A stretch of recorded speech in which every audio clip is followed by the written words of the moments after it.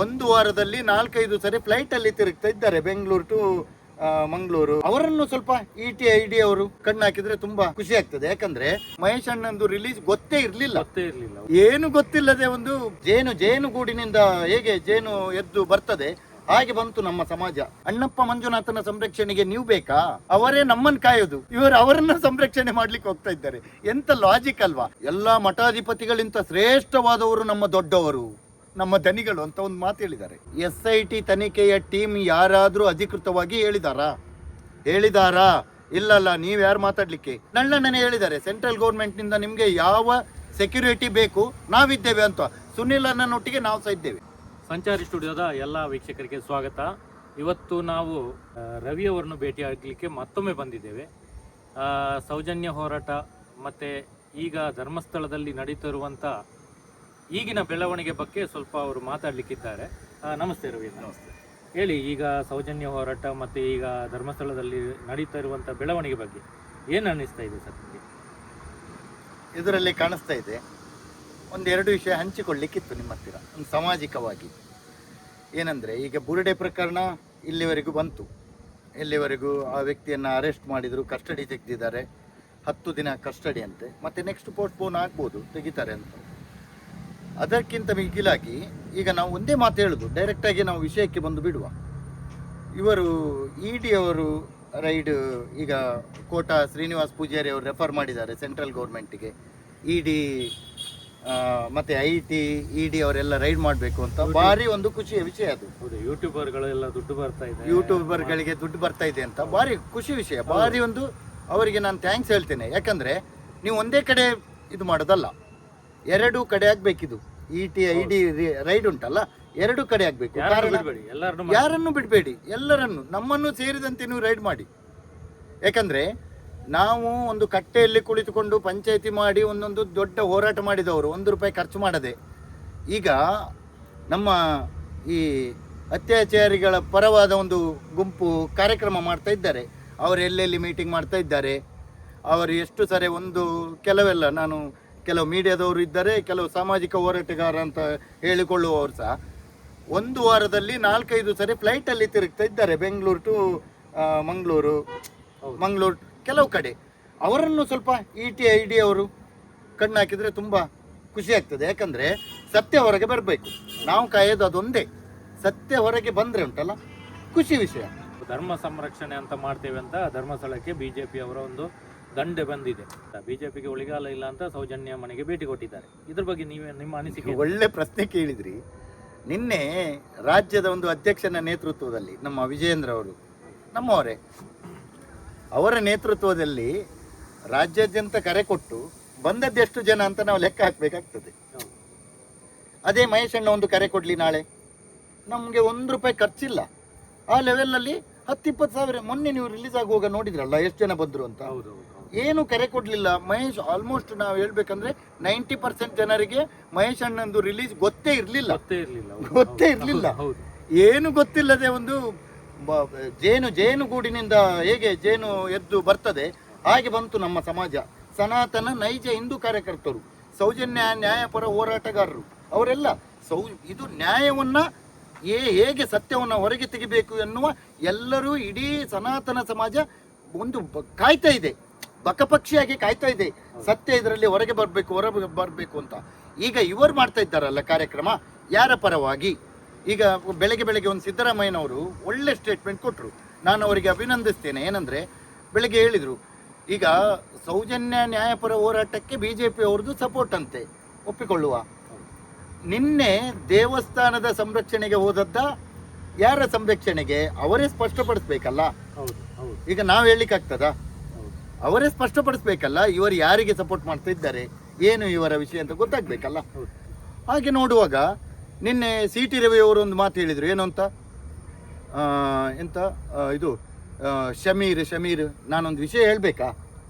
ಅವನೊಬ್ಬ ಒಂದು 23-24 ವರ್ಷದ ಹುಡುಗ.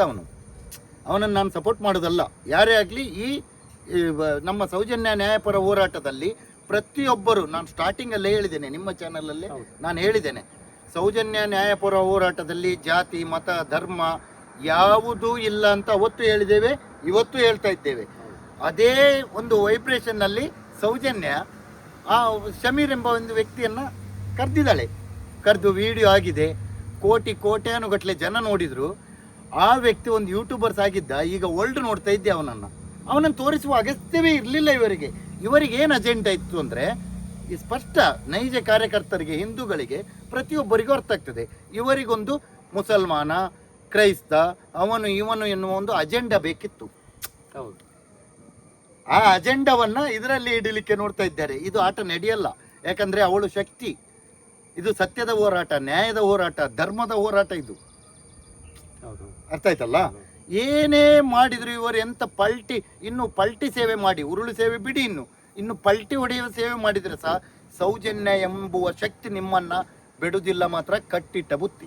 ನೀವು ಈ ಮಾತನ್ನು ಅವತ್ತು ಹೇಳಿದ್ದೇನೆ, ಇನ್ನು ಹೇಳ್ತೇನೆ, ನೆಕ್ಸ್ಟ್ ಹೇಳ್ತೇನೆ. ಕದ್ರಿ ಮಠದಲ್ಲೇ ನೀವು ಹೌದು. ಯಾಕಂದ್ರೆ ಇವರೆಂತ ಬುರುಡೆ ಅಂತ ಬುರುಡೆಯಿಂದ ಹೋಗ್ತಾ ಇದ್ದಾರೆ. ಆ ಬುರುಡೆಯ ಮಹತ್ವ ಎಲ್ಲಿಗೋಯ್ತು ಅಂತ ಈಗ ಇಡೀ ಪ್ರಪಂಚವೇ ನೋಡ್ತಾ ಇದೆ. ಬುರುಡೆ, ಜೀವ ಇಲ್ಲದ ಬುರುಡೆ ಡೆಲ್ಲಿಗೆ ಹೋಯ್ತು, ಬೆಂಗಳೂರಿಗೆ ಹೋಗಿದೆ, ಪುನಃ ಇಲ್ಲಿ ನಮ್ಮ ಬೆಳ್ತಂಗಡಿ ಕೋರ್ಟಿಗೆ ಬಂದಿದೆ, ನ್ಯಾಯಾಧೀಶರ ಎದುರಿಗೆ ಬಂದು ಕುಣಿತಾ ಇದೆ. ಅದರ ಸತ್ಯ ಯಾವುದು? ನೊಂದದ್ದ, ಕುಣಿತ ಪ್ರಾಣ ಬಿಟ್ಟ ಬುರುಡೆಯ, ನೊಂದು ಹೋದ ಬುರುಡೆಯ, ಅದು ಯಾವುದು ಅಂತ ಈಗ DNA ಟೆಸ್ಟಲ್ಲಿ, FSL ಅಲ್ಲಿ ಅದು ಹೆಣ್ಣಿನ ಬುರುಡೆಯ, ಗಂಡಿನ ಬುರುಡೆಯ, ಅದು ಬರಬೇಕು. ಅದನ್ನು ನಾವು ಕಾಯ್ತಾ ಇದ್ದೇವೆ. ಈಗ ಅದನ್ನು ನಾವು ನೋಡಬೇಕು. ಈಗ SIT ಅವರು ಯಾವುದೇ ಒಂದು ವಿಚಾರನೂ ಹೊರಗೆ ಪ್ರೆಸ್ ಮೀಟ್ ಆಗಲಿ, ಒಂದು ನೋಟಿಸ್ ಆಗಲಿ, ತನಿಖೆ ಹೇಗೆ ನಡೀತಾ ಇದೆ ಅಂತ ಇಲ್ಲಿವರೆಗೂ ಮಾತೆತ್ತಿಲ್ಲ. ಪರಮೇಶ್ವರ್ ಅವರಿಗೆ ವರದಿ ಕೊಡಬೇಕು ಅಂದಾಗ ಪರಮೇಶ್ವರ್ ಅವರು ಕೆಲವೊಂದು ಮಾಹಿತಿ ಕೊಟ್ಟರು. ಆಮೇಲೆ ಇನ್ನೊಂದು ಸಲ ಪರಮೇಶ್ವರ್ ಅವರನ್ನು ವಿಚಾರಿಸಿದಾಗ ಇನ್ನೂ SIT ಅವರು ಯಾವುದೇ ಒಂದು ಮಾಹಿತಿ ಕೊಡ್ತಾ ಇಲ್ಲ, ಅದು ಸಂಪೂರ್ಣ ತನಿಖೆ ಆದಮೇಲೆ ವರದಿ ಬರ್ತದೆ ಅಂತ ಹೇಳ್ತಾ ಇದ್ದಾರೆ. ಆದರೆ ಮಾಧ್ಯಮದಲ್ಲಿ ಪ್ರತಿದಿನ ಹಾಗೆ ಆಗ್ತದೆ, ಹೀಗೆ ಆಗ್ತದೆ, ಅವರು ಅರೆಸ್ಟ್ ಆಗ್ತಾ ಇದ್ದಾರೆ, ಇವರು ಅರೆಸ್ಟ್ ಆಗ್ತಾ ಇದ್ದಾರೆ ಅಂತ ಹೇಳ್ತಾ ಇದ್ದಾರೆ. ಏನು ಹೇಳ್ತೀರಾ ಸರ್? ನೋಡಿ, ನಾನು ನನಗೆ ವಿಷಯ ಗೊತ್ತಿದ್ದನ್ನೇ ನಾನು ಹೇಳ್ತೇನೆ. ಒಂದು ಕೇಸ್ ಎನ್ಕ್ವೈರಿ ಆಗಲಿಕ್ಕೆ 7 ವರ್ಷದ ನಂತರ ಇರುವ ಯಾವುದೇ ಸೆಕ್ಷನ್ ಇರಲಿ, 7 ವರ್ಷದ ನಂತರ ಶಿಕ್ಷೆ ಆಗುವ ಯಾವುದೇ ಕೇಸ್ ಇದ್ರೆ ಸಹ ಮಿನಿಮಮ್ 90 ಡೇಸ್ ಬೇಕು ಒಂದು ಚಾರ್ಜ್ ಶೀಟ್ ಹಾಕ್ಲಿಕ್ಕೆ ಅಂತ.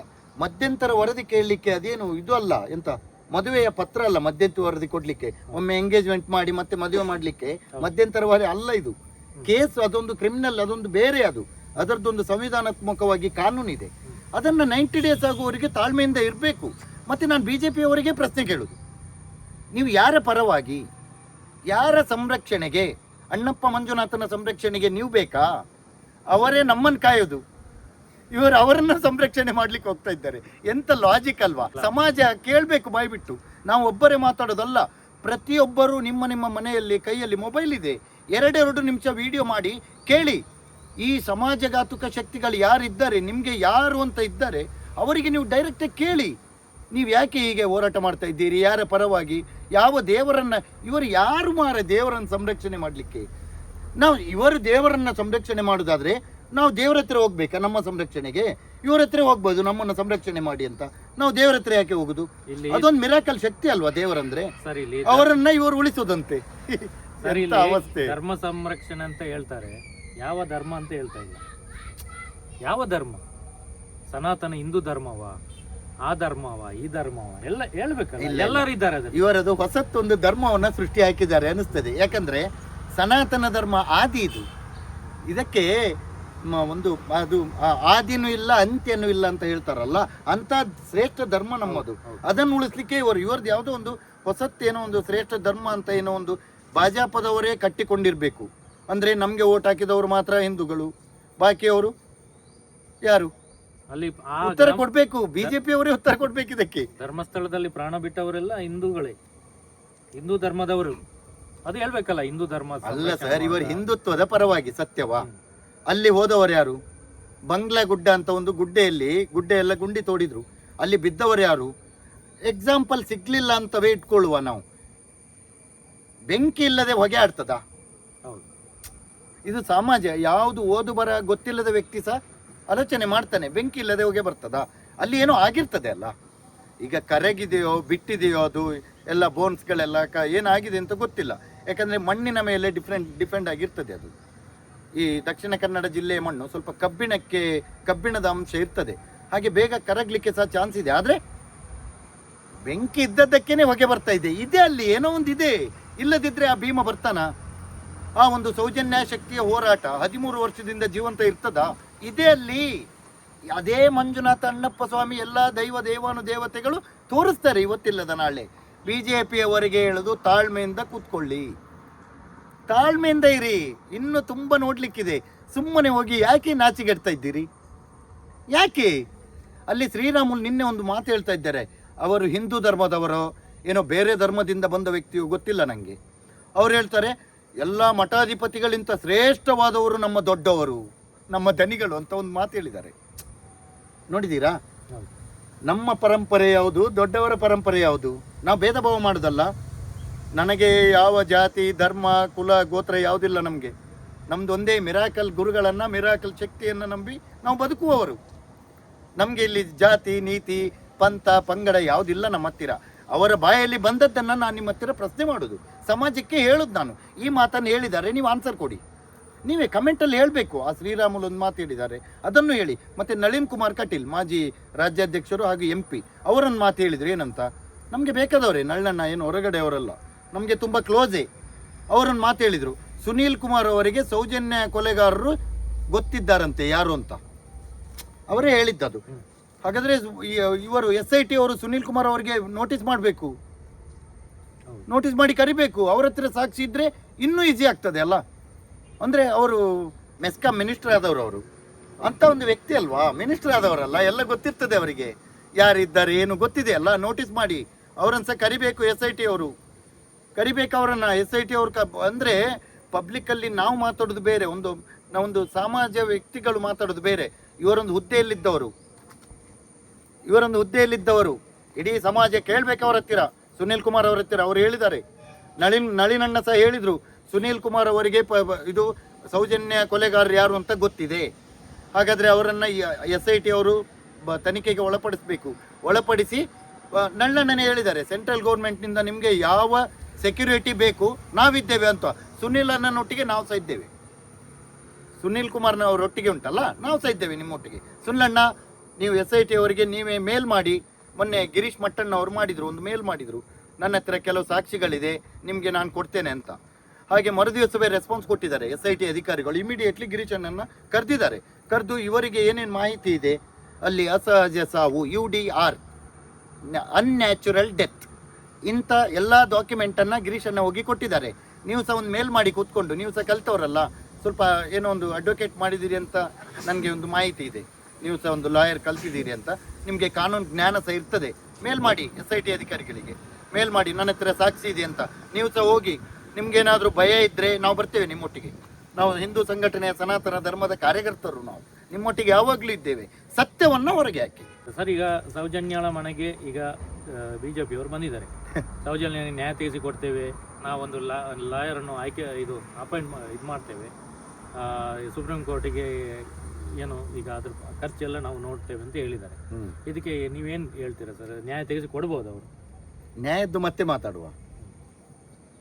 13 ವರ್ಷದಲ್ಲಿ ಎಷ್ಟು ಸರಿ ಬಂದಿದ್ದಾರೆ BJP ಅವರು ಧರ್ಮಸ್ಥಳಕ್ಕೆ? ಆ ಗ್ರಾಮಕ್ಕೆ ಎಷ್ಟು ಸರಿ ಬಂದಿದ್ದಾರೆ? ಇಷ್ಟು ವರ್ಷದ್ದು ಸ್ಟೋರಿ ಮತ್ತೆ ಮಾತಾಡುವ. ಸೌಜನ್ಯ ಮರ್ಡರ್ ಆಗಿ ಎಷ್ಟು ದಿನಕ್ಕೆ ಹೋಮ್ ಮಿನಿಸ್ಟರ್ ಬಂದಿದ್ರು ಅಲ್ಲಿಗೆ? ಆವಾಗ ಸೌಜನ್ಯನ ಮನೆದು ದಾರಿ ಇರಲಿಲ್ವಾ? ಬೇಲಿ ಹಾಕಿದ್ರ ಅಲ್ಲಿ ಅವರ ಮನೆಗೆ ಹೋಗೋ ದಾರಿಗೆ? ಕೇಳಬೇಕು. ಮತ್ತೆ ಕೋಟೆಯನ್ನುಗಟ್ಟಲೆ ಹಣ ಮಾಡಿದ್ದಾರೆ, 3 ಫ್ಲೋರು 6 ಫ್ಲೋರ್. ನಿಮ್ಮ ಯೋಗ್ಯತೆಗೆ ಈ ಸ್ಟೇಟ್ ಸೆಟಲೈಟ್ ಚಾನಲ್ನವರೇ ಬೊಗಳ್ತಾ ಇದ್ರಲ್ಲ BJP ಅವರನ್ನು. ಅಲ್ಲಿ ಮೊನ್ನೆ ಯಾರ್ಯಾರೆಲ್ಲ ಹೋಗಿದ್ದಾರೆ ನಮ್ಮ ಕುಸುಮಕ್ಕನ ಮನೆಗೆ, ಅವರನ್ನೆಲ್ಲ ಕರೆದು ಕೇಳಿ, ಎಷ್ಟು ಕೋಟಿದು ಮನೆ, ಫರ್ನಿಚರ್ ಎಷ್ಟಿದೆ, ಯಾವುದು ಮಾರ್ಬಲ್ ಹಾಕಿದಾರ, ಟೈಲ್ಸ್ ಹಾಕಿದಾರಾ, ಡೈಮಂಡ್ ಏನಾದರೂ ಬಟ್ಲಲ್ಲಿ ಇವರಿಗೆ ಚಾಯ್ ಕೊಟ್ರ, ಯಾವುದರಲ್ಲಿ ಕೊಟ್ಟರು, ಬೊಗಳ್ಳಿ. ಹೋಗಿ ಮಾತಾಡಲಿಕ್ಕೆ ಹೋಗಿ ನೀವು ಸೆಟಲೈಟ್ ಚಾನಲ್ನವರು ಎಲ್ಲರಂಗೆ ಕರೀರಿ. ಅವರ ಮನೆಯಲ್ಲಿ ಏನು ವಜ್ರ ವೈಡೂರ್ಯ ಇತ್ತಾ, 300-400 ವರ್ಷದ್ದೇನಾದರೂ ತೆಗೆದು ಹುಂಡಿ ಹಣವನ್ನು ಏನಾದರೂ ಇಟ್ಟಿದ್ದಾರೆ ಅವರ ಮನೆಯಲ್ಲಿ, ಕೇಳಿ. ಅದನ್ನು ನಾನು ಕೇಳೋದು. ಯಾವತ್ತೂ ಮಾತಾಡುವಾಗ ಈ ಸೆಟಲೈಟ್ ಚಾನಲ್ ಅವರಿಗೆ ನಾನು ಹೇಳ್ತೇನೆ, ನೀವೀಗ ಬೊಗಳೆ ಬಿಡ್ತಾ ಇದ್ದೀರಲ್ಲ, ಎಂತ ಅವನ ಹಾಗೆ ಭೀಮ ಪಲ್ಟಿ ಹೊಡೆದ, ಇವನ ಹಾಗೆ ಉಲ್ಟಾ ಮಾತಾಡ್ತಾ ಇದ್ದಾನೆ. SIT ತನಿಖೆಯ ಟೀಮ್ ಯಾರಾದರೂ ಅಧಿಕೃತವಾಗಿ ಹೇಳಿದಾರಾ? ಇಲ್ಲಲ್ಲ. ನೀವು ಯಾರು ಮಾತಾಡಲಿಕ್ಕೆ? ನೀವು ಎನ್ಕ್ವೈರಿ ಆಗುವ ಮುಂಚೆ ನೀವು ಮಾತಾಡಲಿಕ್ಕೆ? ನಿಮಗೆ ಅಧಿಕಾರ ಕೊಟ್ಟವರು ಯಾರು? ಇದಕ್ಕೆ ರಾಜ್ಯ ಸರ್ಕಾರಕ್ಕೆ ನಾನು ಒತ್ತಾಯ ಮಾಡ್ತೇನೆ, ಹೋಮ್ ಮಿನಿಸ್ಟ್ರಿಗೆ ಒತ್ತಾಯ ಮಾಡ್ತೇನೆ. ಎಲ್ಲ ಚಾನೆಲ್ಗಳಿಗೂ ನೋಟಿಸ್ ಮಾಡಬೇಕು, ನೋಟಿಸ್ ಮಾಡಲೇಬೇಕು. ಯಾಕಂದರೆ ಇನ್ನೊಂದು ಕೇಳ್ತೇನೆ ನಾನು, ವಿಧಾನಸೌಧದ ಒಳಗಡೆ ಅಧಿಕೃತವಾಗಿ ಗೌರ್ಮೆಂಟ್ ಸರ್ಕಾರಿ ಇಲಾಖೆಯ ಅಧಿಕಾರಿಗಳು SIT ಟೀಮ್ ಆ ಭೀಮನ ಹೆಸರನ್ನು ಡಿಸ್ಪೋಸ್ ಮಾಡಿರಲಿಲ್ಲ. ಅದಕ್ಕೂ ಮುಂಚೆ R ಅಶೋಕ್ ಅವರು ಮಾಜಿ ಹೋಮ್ ಮಿನಿಸ್ಟರ್ ಆ ವ್ಯಕ್ತಿಯ ಹೆಸರನ್ನು, ಭೀಮನ ಹೆಸರನ್ನು, ನಿಜವಾದ ಹೆಸರನ್ನು ಬಾಯ್ಬಿಟ್ಟಿದ್ದಾರೆ. ಅವರ ಮೇಲೆ ಕಾನೂನು ಕ್ರಮ ಕೈಗೊಂಡ್ರಾ? ಯಾರ ಮೇಲೆ ಕಾನೂನು ನಿಮ್ಮದು? ಯಾರ ಮೇಲೆ ಕಾನೂನು? ಬಡವರ ಮೇಲೆ, ನಮ್ಮಂಥ ಬಡವರ ಮೇಲೆ ಕಾನೂನು ಅಲ್ಲ. ಸತ್ಯ ಯಾವತ್ತೂ ಯಾರನ್ನು ಬಿಡುವುದಿಲ್ಲ. ನೀವು ಭಾರಿ ಆಲೋಚನೆ ಮಾಡಿಯೇ ಈ ಕೇಸಿನಲ್ಲಿ ಹೆಜ್ಜೆ ಇಡಬೇಕು. BJP ಅವರಾಗಲಿ, ಇವರು JDSನವರಿಗೆ ನಾವು ಹೇಳಬಾರ್ದು. ಯಾಕಂದರೆ ಒಬ್ಬ ಗಂಡಸು ಅವರದು ದೊಡ್ಡವರ ಮಗ ಒಂದು ಕೇಸಲ್ಲಿ, ಇನ್ನೊಬ್ಬ MP ಮಾಜಿ MP ಹಾಲಿ MP ಆ ವ್ಯಕ್ತಿ ಒಂದು ಕೇಸಲ್ಲಿ, ಅದು ನಾವು ಹೇಳಬಾರ್ದು. ದೇವರು ಕೊಟ್ಟ ಅವರಿಗೆ ಒಂದು ಅದು ಶಿಕ್ಷೆ ಅಂತ ನಾವು ಹೇಳಬೇಕು ಅಷ್ಟೇ. ಯಾಕಂದರೆ ನ್ಯಾಯಾಧೀಶರು, ನ್ಯಾಯಾಲಯ ಚಂದದ ಆನ್ಸರ್ ಕೊಟ್ಟಿದೆ. ಅದೇ ಆನ್ಸರನ್ನು ಇವತ್ತು ನಾವು ಸೌಜನ್ಯ ಕೇಸಲ್ಲಿ ಕಾಯ್ತಾ ಇದ್ದೇವೆ. ಸೌಜನ್ಯ ಸತ್ಯವನ್ನು ಕಾಯ್ತಾ ಇದ್ದೇವೆ ನಾವೀಗ, ಅದನ್ನು ನಾವು ಹುಡುಕುತ್ತೀಗ. ಅದಕ್ಕೋಸ್ಕರವೇ ಈ ಹೋರಾಟ.